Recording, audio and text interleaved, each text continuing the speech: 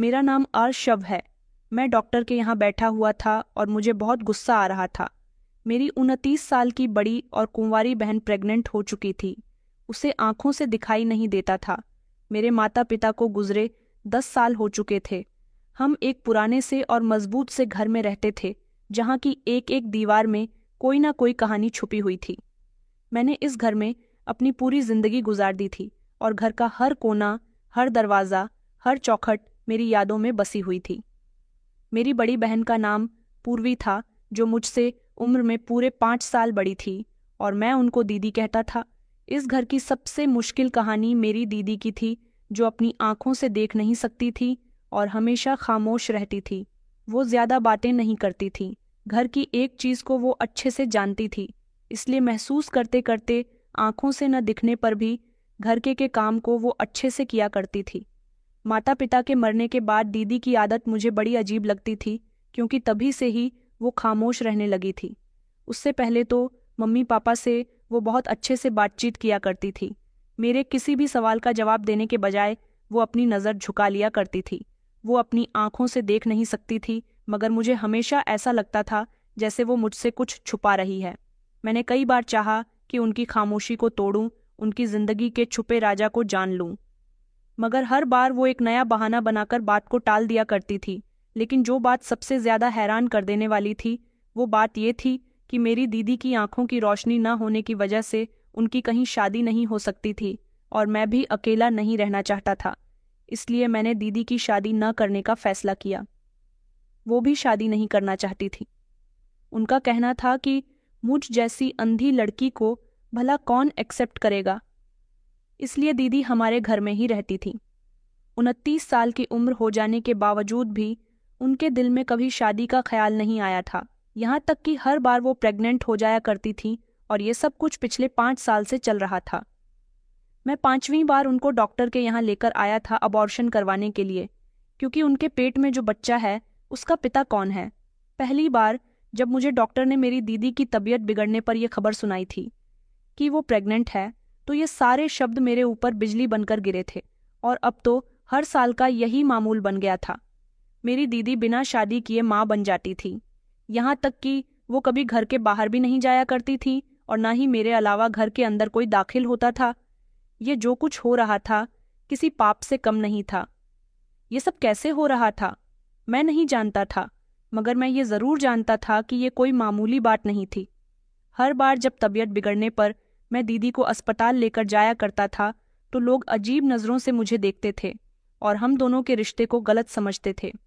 मगर मैं उनको बता बता कर थक चुका था कि ये मेरी पत्नी नहीं बल्कि मेरी बहन है। फिर वो कहते हैं कि इनका पति कहाँ है, उसे लेकर आओ, हर बार तुम इनका अबॉर्शन करवा देते हो।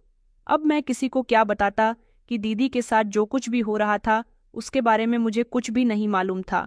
डॉक्टर भी कहा करते थे कि ज़रूर कोई न कोई गड़बड़ है। तुम्हारी बहन तुम्हारी आंखों में धूल झोंक रही है, क्योंकि मैं डॉक्टर को कई बार ये बात बता चुका था कि मेरी दीदी के अंधेपन की वजह से उनकी कभी शादी ही नहीं हुई। डॉक्टर की बातों पर मैं नज़र चुरा लिया करता था, क्योंकि उनके सारे सवालों का मेरे पास कोई जवाब नहीं होता था और जो जवाब मैं उनको दिया करता था, डॉक्टर मेरी उस बात पर कभी यकीन नहीं करते थे। मैं तो कुछ जानना चाहता था। मुझे याद है कि एक बार एक डॉक्टर ने मेरी दीदी का चेकअप करने के बाद कहा था कि ऐसा कभी पॉसिबल हो ही नहीं सकता कि बिना मर्द की औरत प्रेग्नेंट हो जाए। कहीं तुम तो अपनी बहन के साथ कुछ ये कहकर डॉक्टर खामोश हो गई थी, लेकिन मुझे गुस्सा आ गया था। मैंने कहा था कि मैं अपनी बहन के साथ रिश्ते को निभाना बहुत अच्छे से जानता हूँ। भला मैं ऐसा क्यों करूँगा। मुझे दीदी पर बहुत गुस्सा आया करता था। यहाँ तक कि पिछले 2 साल से तो मैं उनसे कोई बात भी नहीं कर रहा था। उनकी वजह से मुझे हॉस्पिटल जाने के बाद डॉक्टर का सामना बड़ी मुश्किल से करना पड़ता था और मुझे बेहद शर्मिंदगी होती थी। ये तो अच्छा था कि हमारा कोई रिश्तेदार या आस पड़ोसी हमारे घर आता जाता नहीं था, लेकिन सारे ही लोग हर बात की खबर बहुत अच्छे से रखते थे। इस बात को मैंने बड़ी मुश्किल से कई सालों से छुपा कर रखा हुआ था। अब ये बात बहुत मामूली सी बन गई थी। हर साल वही कहानी दोहराई जाती थी। मैं बेबस होकर अपनी दीदी को अस्पताल ले जाया करता था और हर साल वो मुझसे नज़रें चुराती रहती थीं।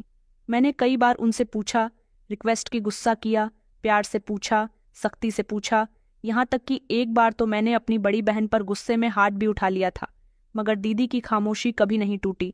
मैंने एक दिन चिल्लाकर अपनी दीदी से कहा कि दीदी, मुझे बताओ, आखिर ये सब क्या है और ऐसा भला आपके साथ ही क्यों होता है? अगर आप किसी को पसंद करती हो या चोरी चुपके किसी से मिलने जाती हो तो मुझे बता सकती हो, मैं आपकी उसके साथ खुशी खुशी शादी करवा दूंगा। लेकिन जो आप कर रही हो वो बिल्कुल भी ठीक नहीं है। दीदी के लब हिले, लेकिन वो कुछ नहीं बोली। फिर उनकी आंखों से आंसू तैरने लगे। उन्होंने सिर्फ इतना कहा कि ऋषभ, मैं कुछ नहीं जानती, लेकिन मैं जानता था कि वो सब कुछ जानती है और मुझसे छुपा रही है। ये शब्द मेरे दिल में किसी तेज धार धार चाकू की तरह वार करते थे। अगर वो सच में इस बात से बेखबर होती तो क्या हर बार मेरी बातों पर खामोश हो जाया करती? क्या उनके चेहरे पर वो डर नहीं होता जो मैं हर बार देखता था? क्या वो भी इसी डर में जी रही थी जिसमें कई सालों से मैं जी रहा था? मैं नहीं जानता था कि सच्चाई क्या है, मगर मैं ये जरूर जानता था कि अब मैं खामोश नहीं रह सकता था। इस बार मैं इस कहानी को अंजाम देकर ही दम लूंगा। इस बार मैं सच जानकर रहूंगा, चाहे उसकी मुझे कोई भी कीमत क्यों न चुकानी पड़े। मेरा सवाल अब जवाब दे चुका था। कई सालों से मैं यही तमाशा देख रहा था और अब मैं और खामोश नहीं रह सकता था।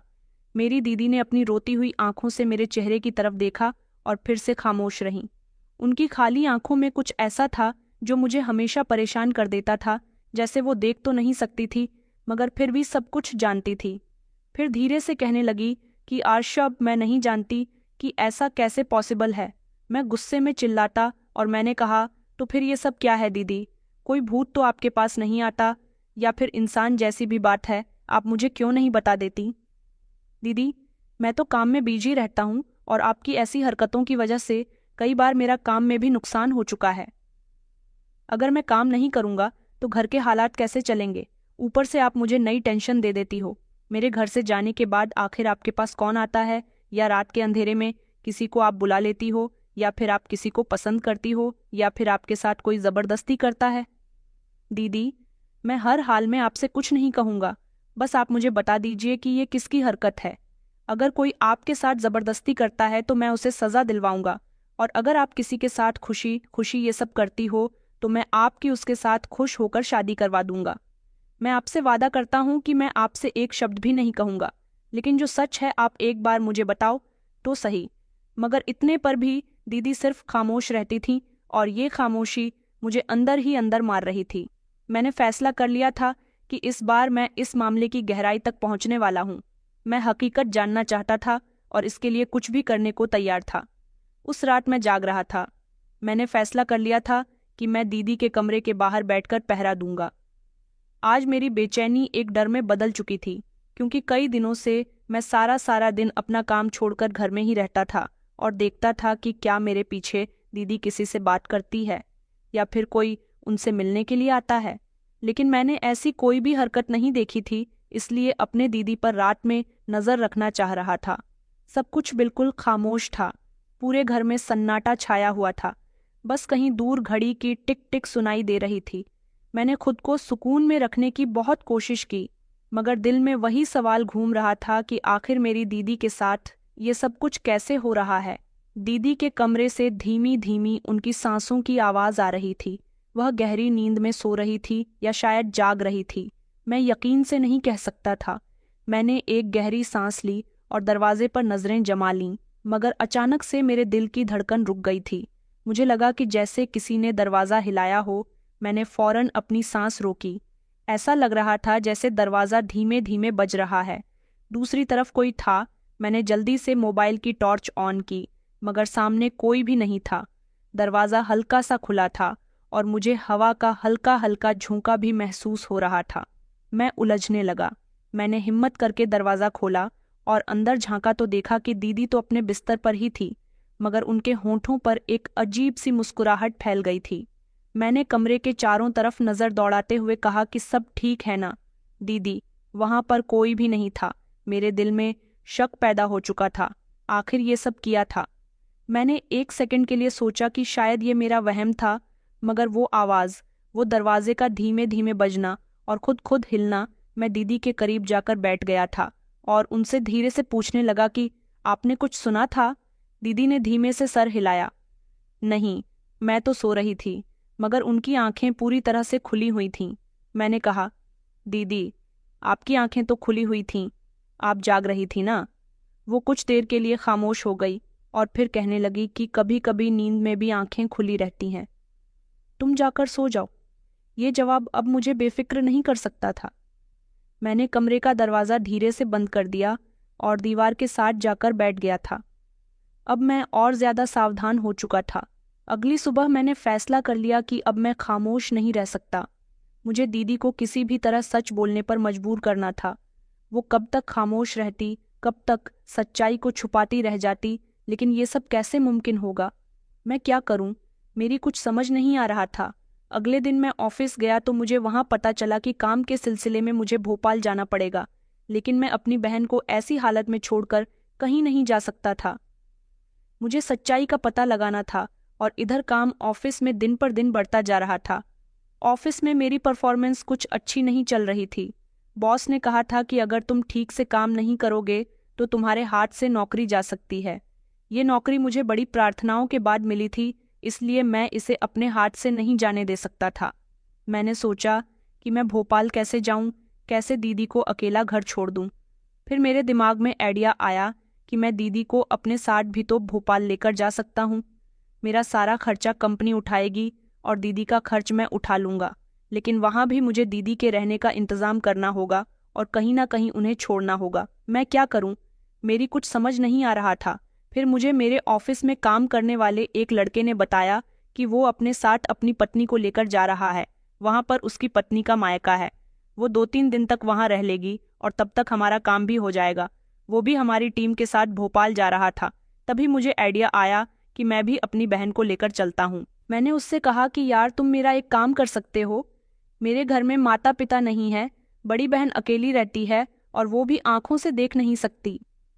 मैं उनको यहाँ अकेला छोड़कर नहीं जा सकता, और अगर मैं भोपाल उन्हें लेकर जाऊंगा तो मैं वहाँ काम करूंगा या फिर अपनी दीदी का ध्यान रखूंगा। क्या तुम्हारी पत्नी मेरी दीदी को अपने साथ अपने मायके लेकर जा सकती है? उसने कहा कि हाँ हाँ, क्यों नहीं, मैं अपनी पत्नी से इस बारे में बात कर लूंगा। मेरी पत्नी बहुत अच्छी है, वो तुम्हारी बहन का वहाँ बहुत ख्याल रखेगी। मुझे खुशी हुई थी और एक तरह से सुकून भी मिल गया था। अब मैं अपने दीदी को अपने साथ लेकर भोपाल आ गया था और यहाँ रुचि भाभी उसे अपने साथ अपने मायके ले गई थी। मैं रुचि भाभी को बहुत अच्छे से जानता था और उनके पति देवांश को, जो कि मेरा दोस्त था और मेरे ही साथ ऑफिस में काम किया करता था, इसलिए उनके साथ अपनी बहन को उनके मायके भेजने पर मैं बेफिक्र हो गया था। देवांश मुझे भी अपने साथ ऑफिस का काम निपटाने के बाद अपने ससुराल ले जाया करता था और वहां पर हम सब साथ बैठकर खाना खाया करते थे। वहां मेरा काम भी हो गया था और मेरी बहन का भी ख्याल अच्छे से रख लिया गया था। मैं उन दोनों पति पत्नी का बहुत शुक्रगुजार था जो उन्होंने मेरा इतना साथ दिया। इस वजह से मेरी नौकरी भी जाने से बच गई थी, क्योंकि मैं जिस काम के लिए गया था वो काम मेरा बहुत अच्छे से हो गया था। हम दोनों भाई बहन जैसे ही अपने शहर अपने घर पहुंचे तो उधर घर का माहौल तो बड़ा ही अजीब सा था। मैंने पहले ही नज़र में कुछ अजीब सा महसूस किया। एक अजीब सी सीरियसनेस थी। हमारे घर के बाहर लोगों की भीड़ मौजूद थी। वो सारे ही लोग खामोश खड़े हुए थे, लेकिन उनकी नज़रें चीख चीख कर कुछ कह रही थीं। मैंने उनके चेहरे पर कुछ ऐसा देखा जो मुझे परेशान कर गया था। हैरानी, गुस्सा और एक अजीब सी नफरत। मुझे समझ नहीं आ रहा था कि ये सब लोग यहाँ पर क्यों जमा हैं। मैं रिक्शा से उतरकर दीदी का हाथ पकड़कर आगे की तरफ बढ़ा। उनकी नज़र एकदम मुझ पर गई। ऐसा लगा जैसे मैं किसी दूसरी ही दुनिया में आ गया हूँ, जैसे मैं वो इंसान नहीं हूँ जिसे ये लोग कल तक जानते थे। मैंने बेचैनी से दीदी के कान में कहा कि दीदी, पता नहीं क्यों हमारे घर के बाहर भीड़ जमा है। दीदी ने मुझे कोई जवाब नहीं दिया, मगर उनके हाथों की मजबूती में अच्छे से महसूस कर सकता था। मैंने उनकी चेहरे की तरफ देखा। वहां डर के एक्सप्रेशन थे, जैसे उन्हें पता था कि आज कुछ होने वाला है। तभी किसी ने जोर से कहा कि ये देखो, आ गया ये लड़का। एक औरत ने कहा, यही है वो बेचारी लड़की जिसके साथ हमेशा इसका भाई गलत करता आ रहा है। ये सब सुनकर मैं अंदर से टूटने लगा था। मैंने चौंक कर लोगों की तरफ देखा। मैंने कहा, आप ये क्या कह रही हो? मेरी आवाज़ कांप रही थी। तभी एक औरत कहने लगी कि हम जानते हैं कि तुम कई सालों से अपनी बहन के साथ गलत करते आ रहे हो और फिर जब वो प्रेग्नेंट हो जाती है तो डॉक्टर के यहाँ ले जाकर उसका अबॉर्शन करवा देते हो। ये बातें सुनकर तो जैसे मेरी सांस ही रुक गई थी। मेरा दिल टूट गया था कि लोग भाई बहन के रिश्ते को इस तरह से कैसे बदनाम कर सकते हैं। मैं अपनी बहन को अपनी माँ समान समझता था और मेरी दीदी भी कुछ इसी तरह से मुझसे प्यार किया करती थी। हम दोनों भाई बहन के बीच कोई ऐसा रिश्ता नहीं था। ना मैंने कभी अपनी बहन के साथ किसी तरह का कोई दबाव बनाया था, तो फिर ये लोग इस तरह से बातें क्यों कर रहे थे। मुझे गुस्सा आया। मैंने ऊंची आवाज में कहा कि आप लोग बिना कुछ सोचे समझे ऐसा कैसे कह सकते हो। वहां पर मौजूद आदमियों ने कहा कि तुम्हें शर्म नहीं आई अपनी बहन के साथ गलत करते हुए, और हमें कहते हो कि हम ये सब क्यों कह रहे हैं। ये सारे ही लोग मेरे पड़ोसी थे, मेरे मोहल्ले वाले थे, मुझे बहुत अच्छी तरह से जानने वाले थे, मगर आज उनके एक्सप्रेशन में शक और नफरत थी। मैंने कांपते हुए शब्दों में कहा कि ये सब झूठ है, तो फिर वहां मौजूद एक औरत ने चिल्लाकर कहा कि नहीं, ये सब सच है। उसकी आवाज में वो यकीन था जो मेरे अंदर भी नहीं था। उसने कहा, हमने सब कुछ देख लिया है। वो औरत बोलती जा रही थी और कह रही थी कि ये अत्याचार अब छुप नहीं सकता। हमने खुद देखा है। ये सब सुनकर मेरे पैरों तले से जमीन निकल गई थी। वहां पर पुलिस भी आई हुई थी, जो पहले से ही मेरा और दीदी का इंतजार कर रही थी। पुलिस ने ही उन लोगों को ये सब कुछ बताया था, लेकिन पुलिस वालों को ये सब कैसे पता चला। मेरी समझ नहीं आ रहा था कि मुझे आखिर किस बात की सजा दी जा रही है। क्यों मुझे पूरे मोहल्ले के सामने जलील किया जा रहा है। मेरी तो कोई गलती भी नहीं थी। क्या कोई मुझे जानबूझकर परेशान करना चाहता था। पुलिस हमारे घर से निकलकर आ रही थी। पुलिस वालों ने हमारे घर का ताला भी तोड़ लिया था और घर में मौजूद मेरी दीदी की सारी रिपोर्ट्स निकालकर मोहल्ले वालों को दिखाई थी। हर चेहरा मेरे खिलाफ था, हर आंख मुझ पर इल्जाम लगा रही थी। मैंने दीदी के कानों में धीमी से कहा कि दीदी, बताओ ना सब लोगों को कि मैंने आपके साथ कभी कुछ नहीं किया। आप तो मेरी बहन हो, भला कोई अपनी बहन के साथ गलत कैसे कर सकता है। मेरी दीदी जो मेरे लिए सब कुछ थी, वो आज भी खामोश खड़ी हुई थी। ये खामोशी मुझे अंदर ही अंदर मार रही थी। वहां पर मौजूद एक पुलिस इंस्पेक्टर, जिसकी उम्र लगभग मेरी ही उम्र की होगी, उसने हंसते हुए कहा कि तुम्हारी बहन की खामोशी बता रही है कि मुजरिम तुम ही हो। इसके साथ गलत करने वाला इंसान और कोई नहीं बल्कि इसका अपना सगा भाई है। बहन के अंधे होने का तुमने बहुत खूब फायदा उठाया, उसके खूबसूरती का इस्तेमाल किया। मैं जानता हूं कि तुम किस नियत के इंसान हो।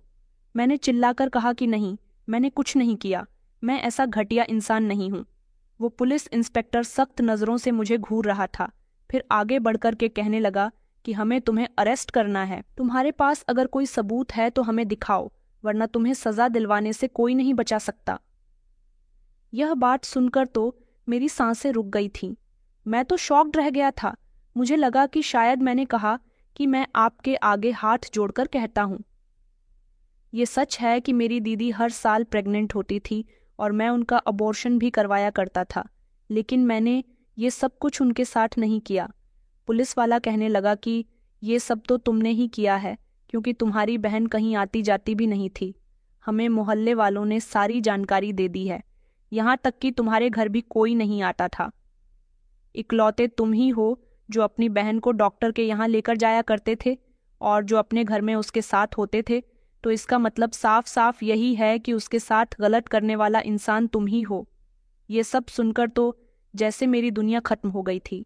ये क्या इल्ज़ाम था, ये कैसा दावा था, ये कौन सा सच था जिससे मैं खुद भी बेखबर था। मुझे लगा कि जैसे ज़मीन फटे और मैं उसमें धंस जाऊं, क्योंकि मेरे सामने सब कुछ बहुत बड़ी बेइज्जती का मुकाम बन चुका था। वहां पर मौजूद सारे लोग मुझे खतरनाक नज़रों से देख रहे थे और आपस में बातें कर रहे थे। कुछ चेहरे तो मुझे बहुत सारे ताने दे रहे थे, कह रहे थे कि शर्म नहीं आती इसे अपनी बहन के साथ ये सब कुछ करते हुए। लोगों ने भाई बहन के रिश्ते को मजाक बना दिया है। अगर इस लड़की के माता पिता जिंदा होते तो ये अपनी हवस अपनी बहन के साथ ना मिटाता। बेचारी मासूम लड़की अपने कैसे दरिंदे भाई के साथ रह रही थी। मैंने एक बार फिर से कहा कि मैंने कुछ नहीं किया।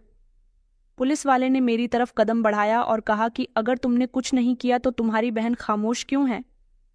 ये शब्द मेरे सीने में किसी तीर की तरह उतर गए थे। मैंने फौरन दीदी की तरफ देखा। वो फिर भी खामोश थी। ये खामोशी मुझे बर्बाद कर रही थी। मुझे लगा कि जैसे मेरे पैरों तले से जमीन खिसक गई हो। हमेशा मैं अपनी दीदी को बचाने की कोशिश करता था। मैं चिल्लाता तो पुलिस ऑफिसर ने मेरी तरफ हथकड़ियां बढ़ाई और कहा कि हमारे साथ चलो, ये सब तुम्हें अदालत में साबित करना होगा। मेरी दीदी की आंखों से आंसू निकल रहे थे। उनका चेहरा गम और बेबसी की दास्तां सुना रहा था। दीदी को देखकर ऐसा लग रहा था जैसे वो कुछ कहना चाहती थी, मगर कोई ताकत उन्हें रोक रही थी। लेकिन मैं बार बार दीदी से कह रहा था कि दीदी, कुछ तो कहो, आप मुझे बचा सकती हो। दीदी ने सिर्फ अपना चाहा। कहरा मेरी आवाज़ सुनकर अपनी तरफ किया, मगर कुछ कहा नहीं। उनकी आंखों से लगातार आंसू निकल रहे थे। मैंने फिर से कहा कि दीदी, बस एक बार कह दो कि मैं बेकसूर हूं, मगर वो कुछ नहीं बोली। ये खामोशी मेरी कातिल बन चुकी थी। मैं रो रहा था। सारे लोगों के सामने मेरी खूब बेइज्जती हो रही थी और पुलिस मुझे अपने साथ लेकर जा रही थी। फिर भी दीदी ने कुछ नहीं कहा और उन्होंने मुझे इसी तरह से जाने दिया जिससे सारे लोगों के सामने ये बात सच साबित हो गई थी कि उनका गुनहगार मैं ही हूँ। पुलिस की सख्त नज़रें और दीदी की खामोशी ही सब मेरे खिलाफ थी।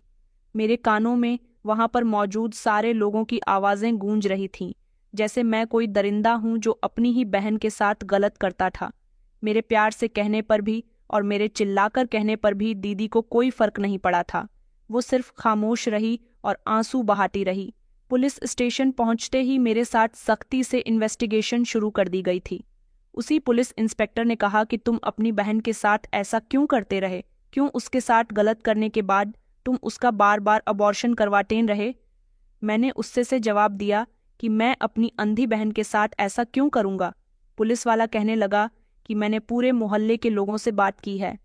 हर कोई यही कह रहा है कि तुम्हारी बहन हर साल अचानक प्रेग्नेंट हो जाती थी और ये बात तुम अपने मोहल्ले वालों से छुपाया करते थे और तुम उसे जबरदस्ती अस्पताल ले जाया करते थे और उसकी प्रेगनेंसी खत्म करवा दिया करते थे।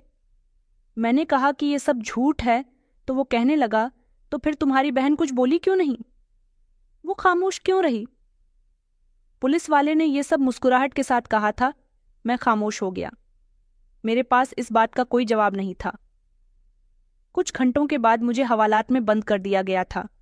मैं दीवार से टेक लगाकर बैठ गया था। मैंने आंखें बंद कर ली और एक गहरी सांस ली और ऊपर वाले से प्रार्थना करने लगा कि वो मुझे बचा ले। मेरी बहन घर पर अकेली होगी। मैं हमेशा अपनी बहन का बहुत ख्याल रखता था, हर समय, हर हाल में। फिर भी वो कुछ क्यों नहीं बोली? उन्होंने मुझे क्यों नहीं बचाया?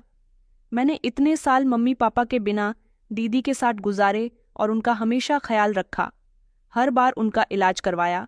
मैं नहीं चाहता था कि लोग उनसे सवाल करें कि ये बच्चा किसका है और वो कोई जवाब न दे सके। इसीलिए मैं उनका अबॉर्शन करवा दिया करता था। मगर ये सब कुछ करवाना मेरे लिए बहुत भारी पड़ गया था और अबॉर्शन करवाते समय कभी दीदी ने भी तो मुझे नहीं रोका था। वो अपनी मर्जी से मेरे साथ डॉक्टर के पास जाया करती थी और खुद कहती थी कि मुझे ये बच्चा नहीं चाहिए। मैं सब कुछ खत्म कर देना चाहती हूँ, तो फिर अब उन्होंने मुझे क्यों नहीं कहा? ये सब कुछ जेल में बैठे बैठे मेरी आंखों के सामने किसी फिल्म की तरह दोबारा से चलने लगा था। मुझे बहुत गुस्सा आ रहा था। आखिर मेरी बहन खामोश क्यों रही? ये सवाल मेरी आत्मा को झंझोड़ कर रख रहा था। मैं बेकसूर था तो दीदी ने मेरे हक में गवाही क्यों नहीं दी? क्या वो किसी राज को छुपा रही थी या फिर कोई और बात थी? यह जानबूझकर मुझे फंसाना चाहती थी। अगले दिन मुझे अदालत में पेश किया गया, जहां पर भीड़ के साथ साथ मेरी दीदी भी पहले से ही मौजूद थी। उनको हमारे पड़ोस की गौरी बुआ लेकर आई थी और मुझे जैसे ही अदालत में लाया गया, लोग आपस में बातें करने लगे। यही वो इंसान है जो अपनी बहन के अंधे होने का फायदा उठाता रहा। इतने सालों से ये सब कुछ हो रहा था, मगर किसी ने इसको नहीं रोका।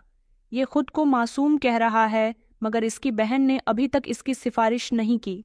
यहाँ तक कि उसे बचाने के लिए अपने मुंह से एक शब्द तक नहीं निकाला। ये सब सुनकर मैं अपनी बहन की तरफ देख रहा था, जो अदालत में मेरे सामने ही खड़ी हुई थी। मैंने फिर से दीदी से कहा कि दीदी, यह सब लोगों को सच बताओ, क्या मैं तुम्हारा मुजरिम हूँ? दीदी ने सिर झुका दिया। ये सब देखकर तो मेरे पैरों तले से जमीन निकल गई थी। क्या सच में मेरी दीदी भी यही समझती है कि मैं मुजरिम हूँ? वहां पर मौजूद यहाँ तक कि जज भी ये सब कुछ अपनी आंखों से देख रहे थे। सच हर कोई जानना चाहता था। जज ने उनसे सवाल किया, क्या हर साल ये तुम्हारे साथ गलत करने के बाद तुम्हारी प्रेगनेंसी खत्म करवा दिया करता था? दीदी के चेहरे पर कोई एक्सप्रेशन नहीं थे। उनकी आंखों में वही गहरा राज था जो मैं हमेशा देखता आया था। दीदी घबरा रही थी, मगर उनके होंठों से कोई शब्द नहीं निकला। अदालत में खामोशी छा गई। सब उनके कुछ बोलने का इंतजार कर रहे थे। इतने पर भी दीदी खामोश रही। दीदी कुछ कहना चाहती थी, मगर बेकरार होकर खामोश हो गई, और मैं पछताने लगा कि मेरी दीदी अपने मुंह से कुछ क्यों नहीं बोलती। फिर जज ने दीदी से वही सवाल किया और कहा कि क्या तुम जानती हो कि तुम्हारी खामोशी से तुम्हारे भाई को सजा हो सकती है? अगर सच में तुम अपने मुजरिम को सजा दिलवाना चाहती हो, तुम्हें अपना मुंह खोलना होगा और सच्चाई सब लोगों को बतानी होगी। थोड़ी देर तक तो दीदी खामोश रही और वहां पर पूरी तरह से खामोशी छाई रही। फिर दीदी ने कहा कि जज साहब, मैं कुछ नहीं जानती। मुझे नहीं पता कि मेरे साथ ये सब कुछ क्यों और किसने किया। ये कहकर दीदी फूट फूट कर रोने लगी थी और पूरे हॉल में उनकी चीखें गूंज रही थीं। जज साहब ने दीदी से वहां से जाने के लिए कहा कि सच में दीदी कुछ नहीं जानती थी। मैं ये कैसी मुसीबत में फंस गया था। जज साहब ने कहा कि जब तक ये इन्वेस्टिगेशन पूरी नहीं हो जाती, मुजरिम को जेल भेज दिया जाएगा। मुझे हथकड़ियां लगाकर वापस ले जाया जा रहा था। मेरी आंखें लगातार दीदी पर जमी हुई थीं, जैसे मैं उनकी नज़रों में वही मोहब्बत, वही यकीन, वही उम्मीद ढूंढ रहा था जो हमेशा मुझे सहारा देती थी। मैं जेल की सलाखों के पीछे बैठा था और अपनी दीदी की खामोशी को याद कर रहा था। मेरे पास कोई सबूत नहीं था अपनी बेगुनाही को सब लोगों के सामने लाने का। थोड़ी देर के बाद वही पुलिस ऑफिसर जिसका नाम शेखर था और जो शुरू से ही मेरे केस में मुझे गलत समझता रहा था, वो अंदर झांक रहा था। कहने लगा कि तुम्हें जल्द ही सजा सुना दी जाएगी। अगर तुम बेगुनाह हो तो सबूत इकट्ठे करो, मगर मेरे पास कोई सबूत नहीं है। मैंने उसे तेज आवाज से कहा। उसने कहा कि तुम्हारी बहन तुम्हारा सबूत है। अगर वो तुम्हारे हक में गवाही दे दे तो तुम बच सकते हो। मैं उसकी बात पर खामोश हो गया था। अगले दिन जेल में मुझसे दीदी मिलने के लिए आई थी। मैंने दीदी से कहा कि दीदी प्लीज़ मुझे यहाँ से निकाल लो। दीदी, आप ही हो जो मुझे बचा सकती हो। अच्छा, आप मुझे तो बता दो कि आपके साथ ये सब कुछ किसने किया। मैं पुलिस को कुछ तो बता सकूं, या फिर आप अपने मुंह से कुछ बता दो। मगर दीदी कहने लगी कि अर्शब, मैं तुमसे कितनी बार कहूं कि मुझे कुछ नहीं पता। अगर पता होता तो ज़रूर मैं कोर्ट में ये बात पेश कर देती। दीदी की बात पर मुझे गुस्सा आया और मैंने कहा, तो फिर आप मुझसे मिलने के लिए क्यों आई हो? चली जाओ यहाँ से, मुझे आपकी शक्ल भी नहीं देखनी। दीदी रोते हुए वहां से चली गई थी। अब मैंने सोच लिया था कि जो होगा, जैसा भी होगा, यही मेरा अंजाम है। मुझे दीदी से अब कोई भी उम्मीद नहीं लगानी चाहिए। सारे सबूत और मोहल्ले वालों की गवाही ने, यहाँ तक कि उस डॉक्टर ने भी एक गवाही दे दी थी जिसके पास मैं हमेशा दीदी को लेकर जाया करता था। उसने भी यही कहा था कि ये लड़का अपनी बहन को हमारे पास लाता है और उसका अबॉर्शन करने के लिए कहता है। सारे सबूत और लोगों की गवाही मेरे खिलाफ जा रही थी, इसलिए मुझे 17 साल की सज़ा सुना दी गई थी, क्योंकि मेरा जुर्म बहुत बड़ा था।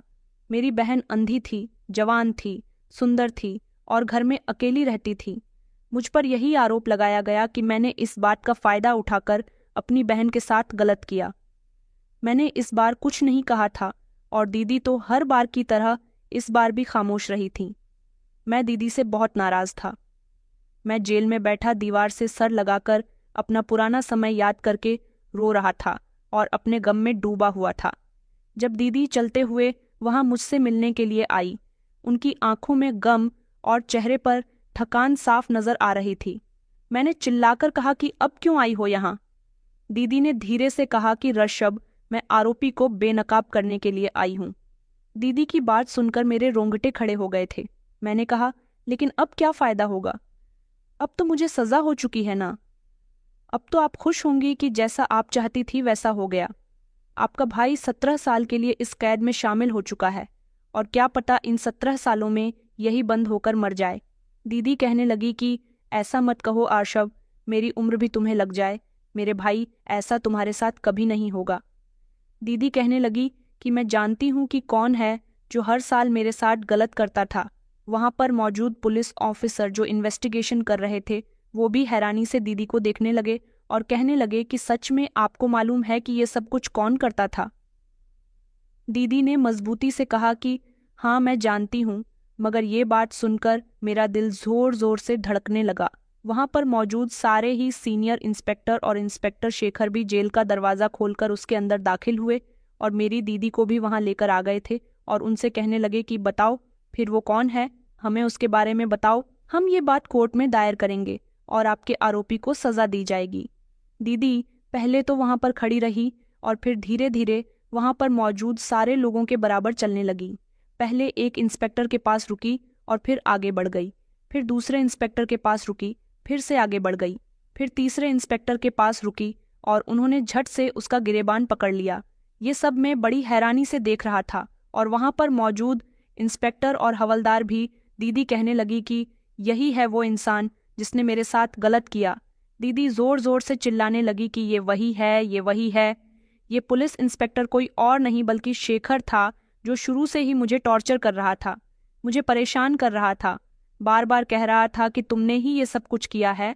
ये सब वहां पर पुलिस ऑफिसर और हवलदार हैरान होकर देख रहे थे और शेखर भी कह रहा था कि ये क्या बकवास है, ये लड़की मुझ पर इल्जाम लगा रही है। मगर दीदी की आंखों में डर नहीं था बल्कि एक भरोसा था। वो कहने लगी कि यही वो इंसान है जो कई सालों से मेरे साथ गलत करता आ रहा है। उसने कहा कि तुम्हारे पास इस बात का क्या सबूत है? तो दीदी कहने लगी कि तुम्हारे लगाए गए परफ्यूम से, क्योंकि तुमने अभी भी जो परफ्यूम लगाया हुआ है उसकी खुशबू बिल्कुल वही है और जब से तुम हमारे मोहल्ले में आकर मेरे भाई को अरेस्ट करके लेकर गए हो तब से मैं महसूस कर रही हूँ कि ये वही खुशबू है जो हर बार मुझे आती थी।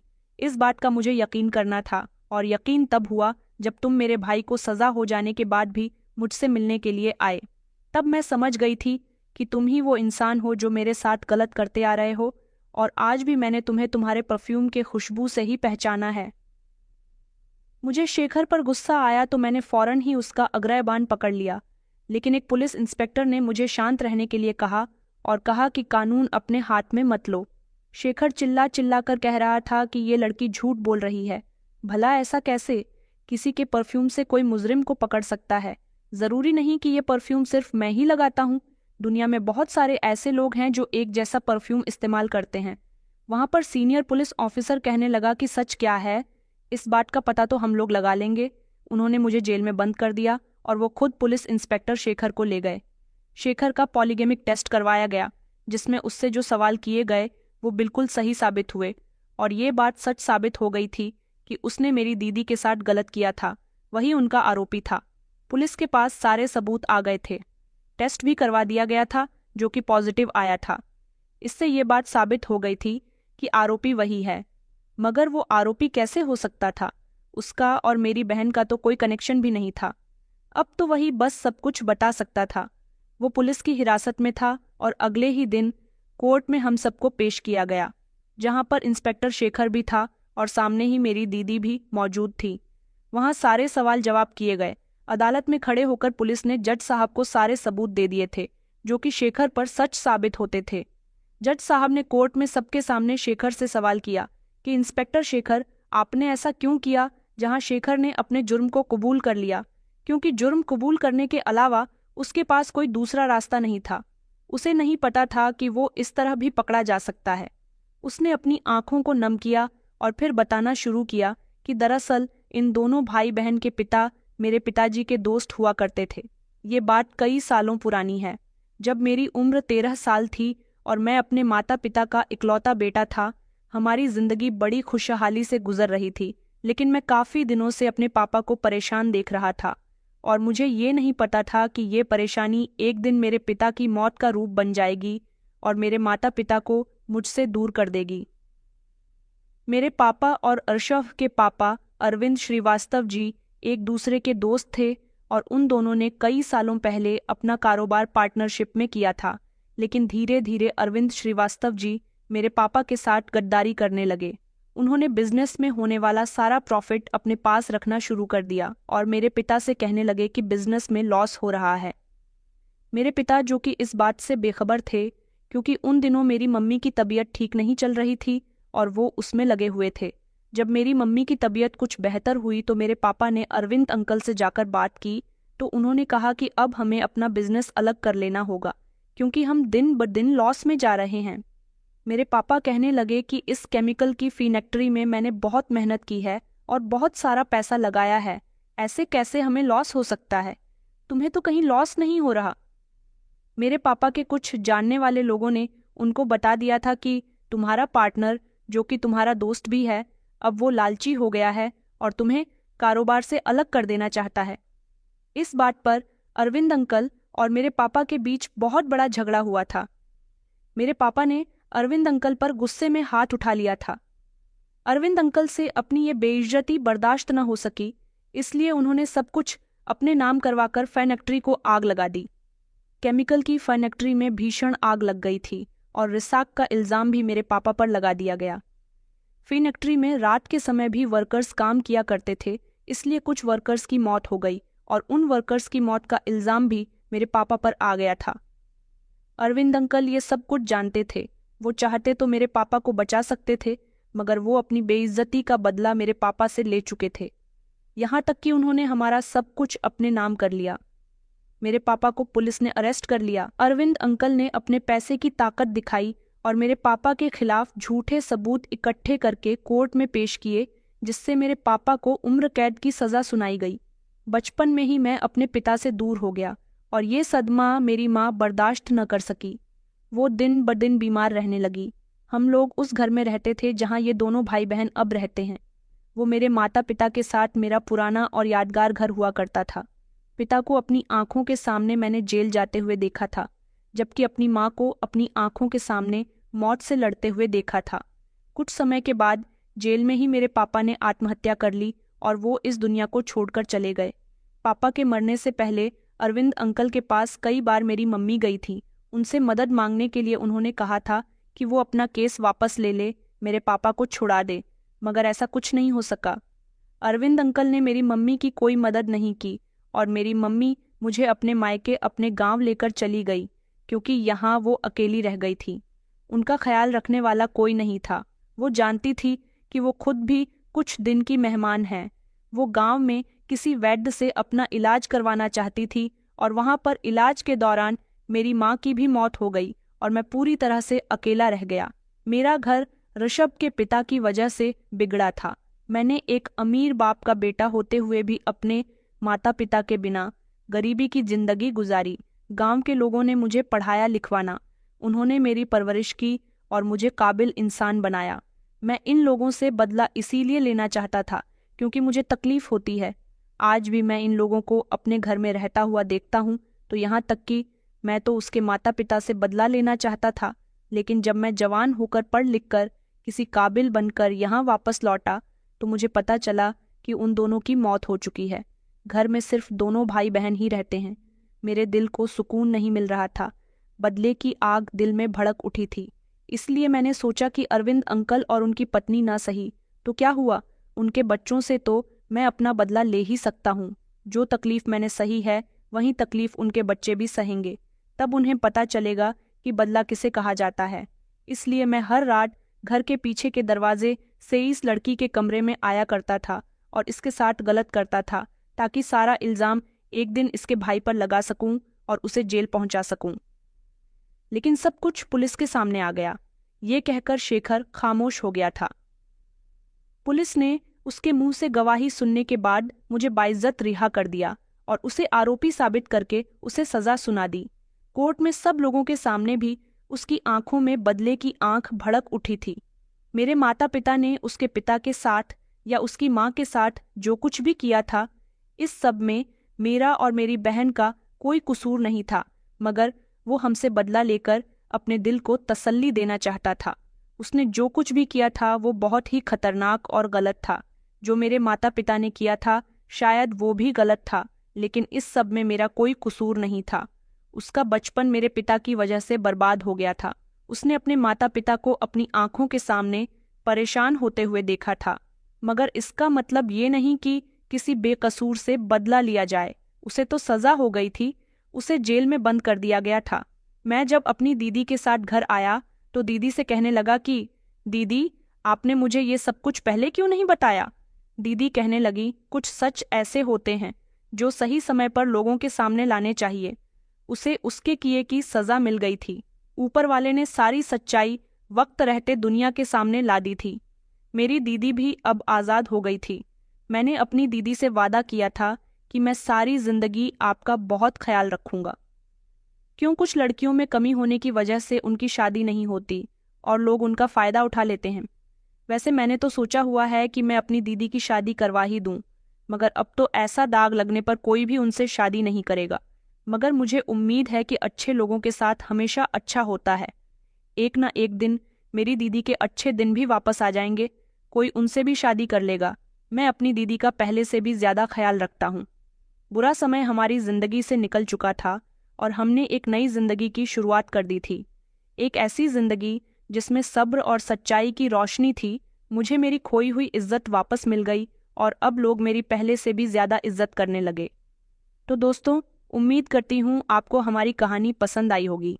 कहानी पसंद आई है तो वीडियो को लाइक और चैनल को सब्सक्राइब करें। धन्यवाद।